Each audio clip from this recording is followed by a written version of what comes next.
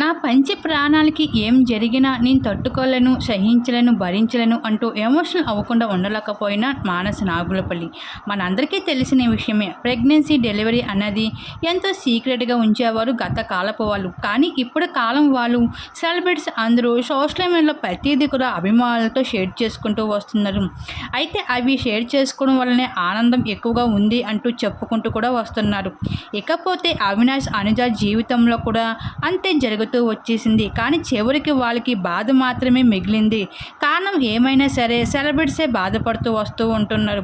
ఇటువంటి సంఘటన వల్లనే అయితే ఇప్పుడు అదే విషయంపై మానస సైతం ఎమోషనల్ అవ్వకుండా ఉండలేకపోయాడు. ఇకపోతే శ్రీజ అనే అమ్మాయిని, విజయవాడ అమ్మాయిని అయితే ఇష్టపడి ఎంతో ఘనంగా పెద్దల సమక్షంలో ఎంత ఘనంగా పెళ్లి చేసుకున్నాడో మానసు మనందరికీ తెలిసిందే.